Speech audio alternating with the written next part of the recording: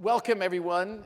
I must say, I was so thrilled when 10 minutes ago I learned that I was going to actually be able to interview Pepe.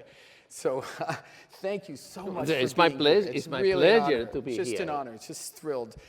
There's just so many things to talk about that it's crazy. But I'm going to start right now with the program and the fact that you are playing two of your compositions tonight. Yes. So can you say a little bit about composing for you? Is it something that you've always done? No, I've always improvised. I like to improvise. And I started wanting, when my dear friend Sabicas died, I wanted to do an homage to him. So I, using as a basic his sets of variations, I wrote a quartet on top of it, and that was on an Alegrías. Right. And then I fell in love with the Colombianas, and Colombianas, everybody plays the same Colombianas. Right. But I wrote a set on that on a Colombianas for a quartet, another quartet, and that we will play tonight, that Colombianas. And the thought behind that was the journey back and forth between the New World and Spain and how it changed flamenco. It broadened. It brought a lot of the lighter and happier flamenco rhythms and songs and dance. Flamenco originally was a very somber, laments kind of music. And then, like anyone who spends a little bit of time in Granada, I fell in love with the magic of Granada. Yes, yes. And we actually have a place in Sacromonte. I just heard, yeah. And Sacromonte is a magical place. This is the mountain directly across from the Alhambra. And it is the mountain where the Jewish, the Arabians, and the Gypsies took refuge when they were expelled from Spain in 1492 with Isabella and Ferdinand. And it was there, and in the mountains also of Malaga, and in the mountain where everyone who was expelled and didn't want to leave Spain took refuge, and they practiced their own religion, but pretended to be converts and establish the Mudéjar style. So I placed myself in a beautiful evening. The evenings are magical there. And so the first part of this piece is an evening there, and then it's a dance in which I've used the Jewish and the Arabian elements found in flamenco music for the dance that follows. And that is there an actual tune that No, not tunes. The tunes are not, but the rhythms, the harmonics, right, and the scale in which is written, the modes. Right, the modes, right. So I have enjoyed doing this, and I have written a few quartets. Right. For the family. Fantastic. And do you compose everything sort of at the guitar? Is the guitar near you when you're composing? Yes. Or it is? Yes. And do you decide, for instance, tonight, who gets what part? Yes, I don't think when I'm writing a quartet, I don't think of first guitar, second guitar. I'm thinking Celine, Celino, Lito, or Angel, or myself. Right. Great. Fantastic. Well, and speaking again tonight, you are holding as you told me backstage, a 9-month-old guitar made by none other than your son. My son. Can you discuss this relationship of guitar maker and father playing son's guitar? This is quite unique. I mean, well, my son, when he was very, very young, he was about 12 years old, became interested in woodworking. And he won a prize at the Del Mar Fair. Del Mar is in California, is where we live. And he took his grandfather, my father, with him, and all of us, to see this prize he had won. And from the time that my father saw that he was interested in woodwork, he started on him. His name is also Pepe. Pepe, when are you going to make a guitar? If you make a guitar, I make you a beautiful shop in my house.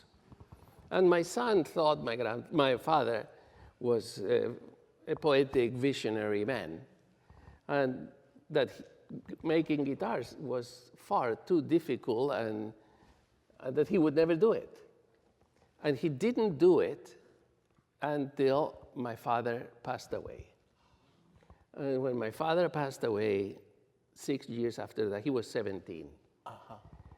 He decided, I have to make a guitar in honor of my grandfather. So I am very good friends of Dake Trapegan. Wonderful guitar maker. Wonderful guitar maker. And Dake invited little Pepe, we call him. He invited little Pepe to his house, and under his tutelage, he built his first guitar. And I remember I was in Germany at the time, and he called me and says, I found exactly what I want to do for the rest of my life. Wow. My grandfather was right. I am a guitar maker. And this guitar is 230 guitars later. They're completely, well, like any luthier Right. of the old school, everything is done by the maker. Every little piece that goes into this guitar is completely handmade by him. And I love them. I love his guitars. This is so wonderful. Now, have you obviously seen a tremendous progression from his first guitar to his 10th. Do you coach him at all, or do you stay, does he go to you and say, as so many guitar He's a makers, wonderful player. Great. He plays. For some reason, that doesn't surprise me. He plays very well, but he plays very well. But he always said that he missed me too much when I was gone.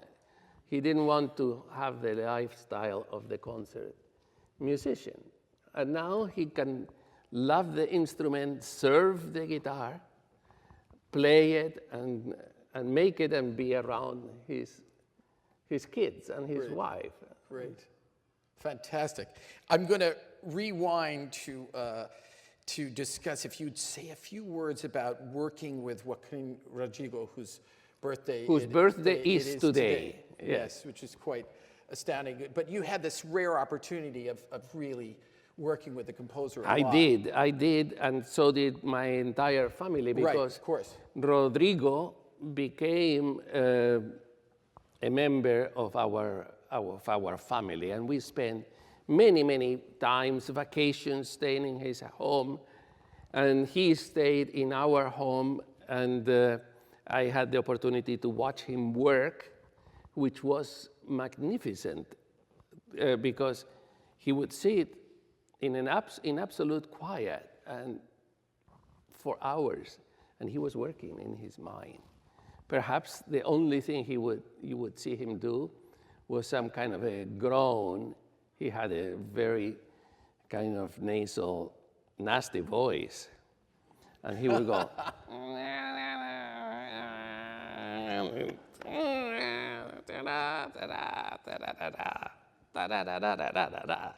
And that, of course, became Concierto Andaluz. Right. Ta-dam, ta-dam, ta-da-da-da. And he would then go to the piano and just work some things out. He was a magnificent pianist. And then in his Braille machine, he had a Braille machine that only had the name of the notes. And he would write just reminders for him. He would work the complete composition. Once the composition was written in his mind, the copyist would come in, and he would sit with the copyist and dictate complete orchestral scores, part by part, from beginning to the end. Really?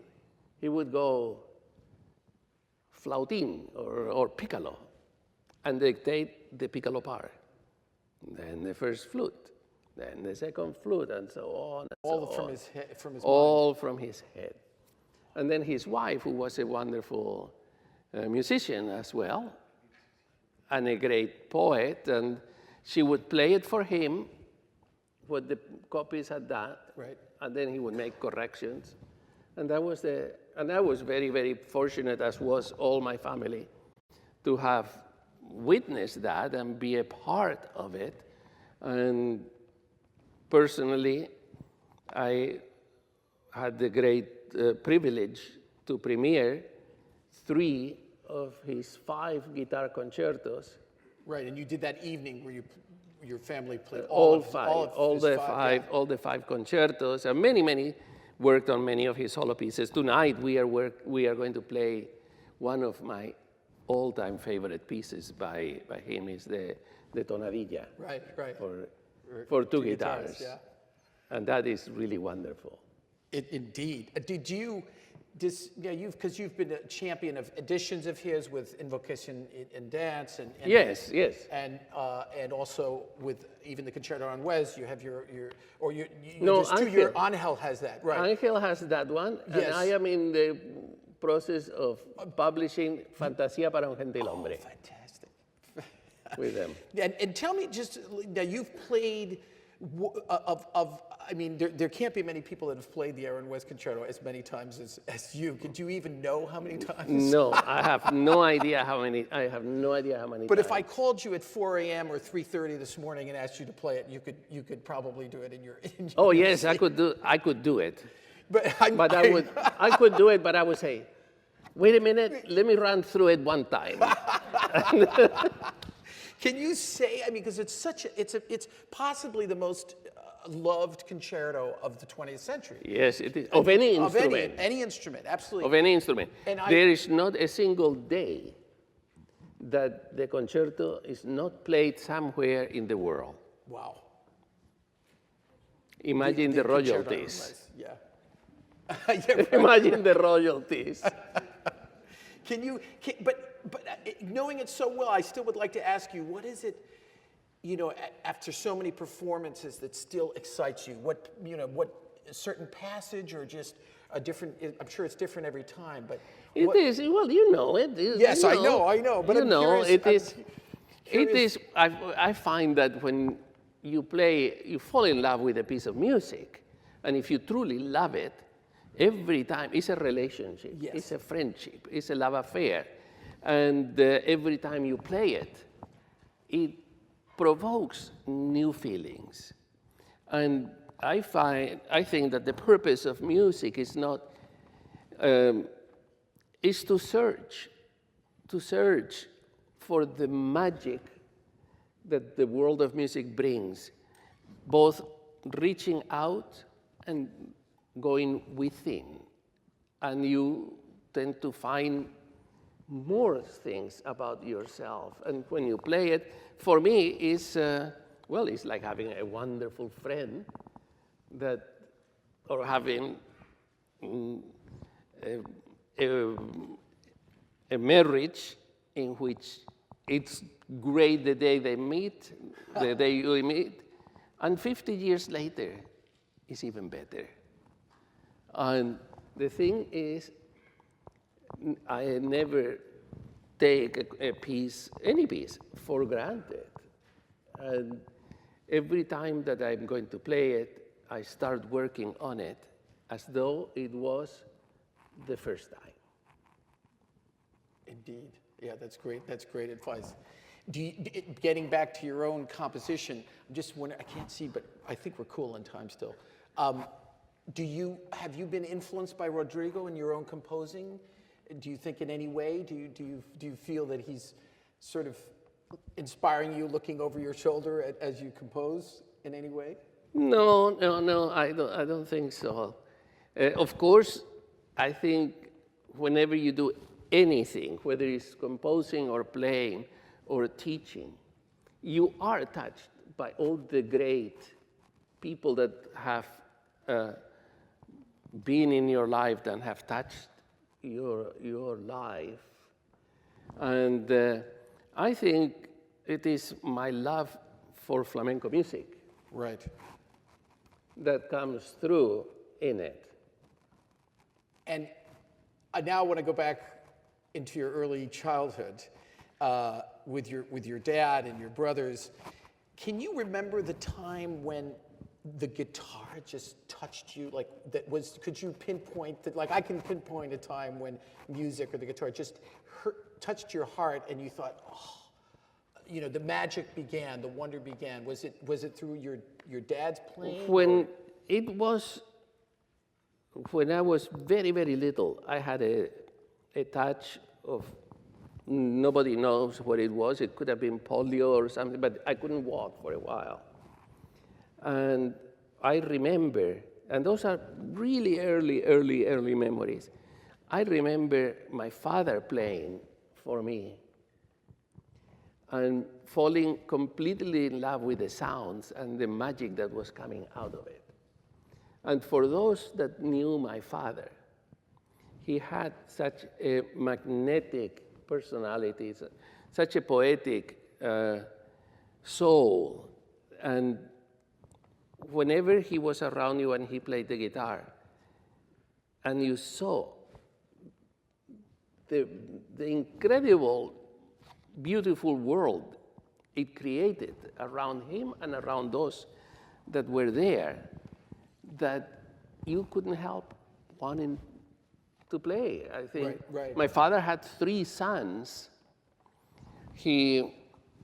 When I was born, it was a very difficult time in Spain. When Celine was born, it was even worse, because Celine was born during the bombing of Malaga in the Civil War, which was tomorrow is the anniversary. Wow. And so life in Spain was very difficult, especially for those that did not fight in favor of Franco, for those that were against Franco. And it was very difficult for my father to have an international career because he was never granted permission to leave Spain. Right. So he played the most magnificent concerts in front of 3 people. And 100% of his audience became guitar players.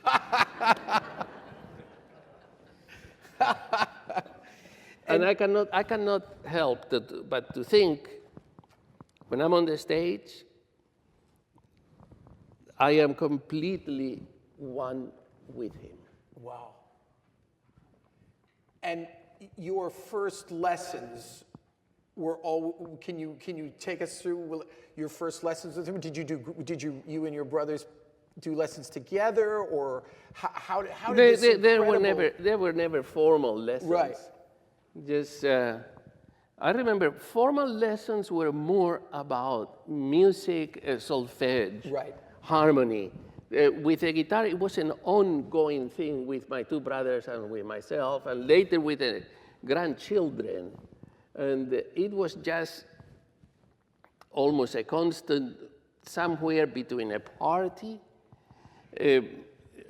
talking about the magic of the guitar. And he had a very mysterious and sneaky way to teach.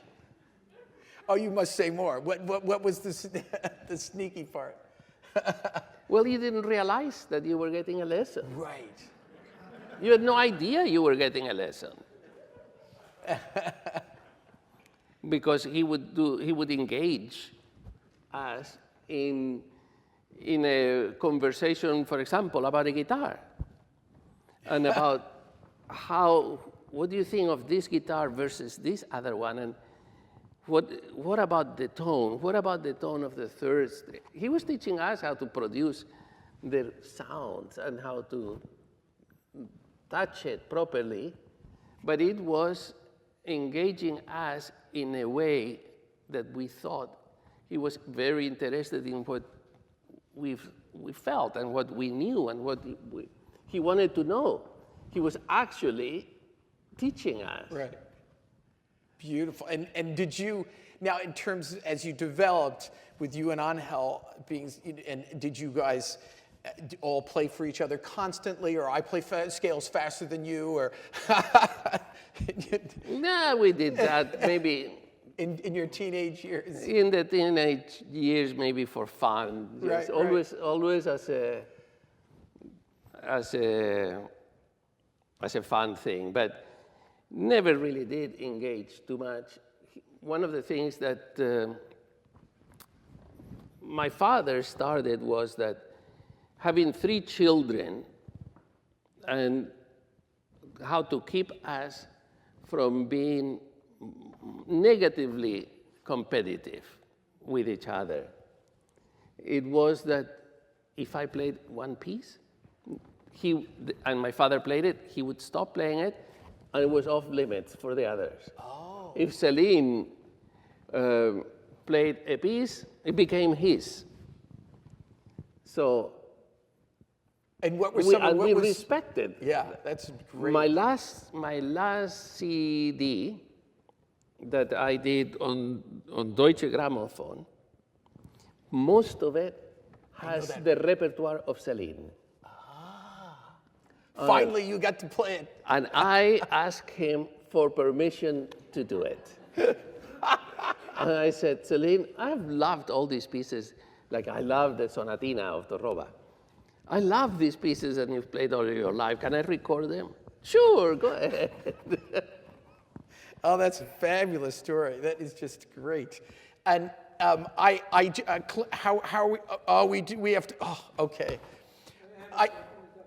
I'm sorry, we have to stop. I just hate to do it. I can't, Maestro, I can't thank you enough. It's just, oh, thank you. It's my pleasure to see you anywhere. It's such an honor for us. I just can't. Thank you so much. Just incredible.